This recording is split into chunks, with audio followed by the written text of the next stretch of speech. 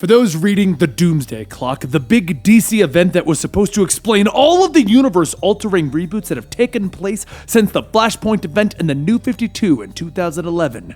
You might be asking yourself, what the hell is happening? Well, with the joys of delays, it might be a little while longer until we actually find out any actual answers, though we are coming to the ending of it. Some people might have been fine with waiting, but we here at Comicstorian decided to instead wildly speculate what the outcome and eventual ending to the series might entail. We've waited long enough, guys, I want to guess. So sit back, put on your tinfoil's hat, and let's talk some crazy as we go around the room and discuss our staff's insane theories about Doomsday Clock.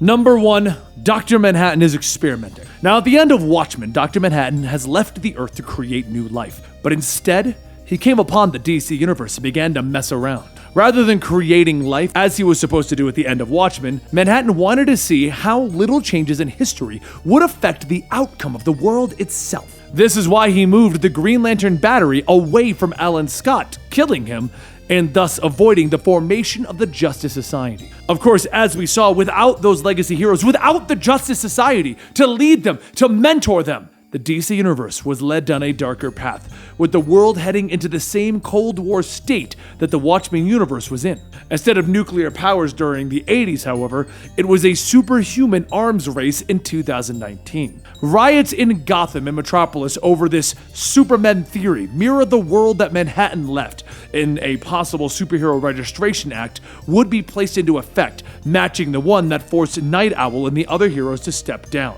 Of course, Batman would continue to operate in spite of what the US government said, much like the original Rorschach. So now, Dr. Manhattan sees the future is worse than he had anticipated, and that his tampering with the universe could lead to his possible destruction at the hands of Superman. Realizing that he is the cause of 2 universes being led to their doom, he sees that he himself is the catalyst that causes this mass destruction. Traveling back in time, he stops his own creation, whether it is at his own birth or at the time of becoming a superhero. This causes the future of the Watchmen universe to change, but it also stops the changes that led to the New 52 universe. That's our first theory. Our second theory is that it's all about the totality. Being the smartest man in the universe, Ozymandias learned of the nature of the totality and the source wall, 2 key elements within Scott Snyder's Justice League run. Believing that he can use this to fix himself and his world, he stepped over into the DC universe with a simple plan. He would maneuver the heroes of DC into fighting Dr. Manhattan. Once Superman discovers that Manhattan has been playing around in their timelines, he would confront him. Manhattan's destruction would fully power the totality and allow Ozymandias to fix his own world, but would in turn destroy the DCU. In the end, we think that maybe Dr. Manhattan will discover Ozymandias' plan and instead reverts the changes that he made in the universe, fixing the DCU and using his power to seal the crack in the source wall. But of course, this one would require it to tie in a little bit to Justice League. Our third idea is that Dr. Manhattan realizes it's all his fault. Similar idea. Ozymandias comes to the DCU with the intention of pitting Superman and Dr. Manhattan against each other.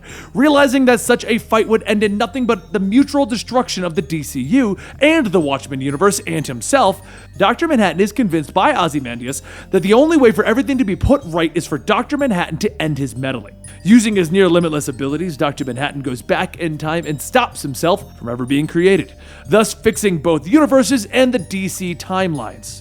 So it's kind of a merging of our 2 ideas. But now it's time for our tinfoil hat time, people. Number 4, that's what would have happened. Realizing that due to delays and time constraints, the Doomsday Clock would not be able to explain everything that is happening in the DCU in a timely manner, Jeff Johns and the editors at DC decided to pull something crazy.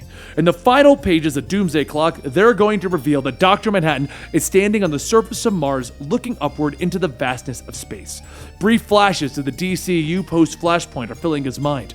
And finally, he looks out of the pages at the reader and says, so that's what would have happened. Doomsday Clock ends and the DCU reverts to the continuity of Pre-Flashpoint, acting as if everything that happened post-Flashpoint was a giant experiment by Dr. Manhattan and never actually took place. The internet would go crazy with half the fans celebrating that while this was a waste of time, at least we returned to the good old days, and the other half would curse DC for wasting their time and taking away the changes that they liked.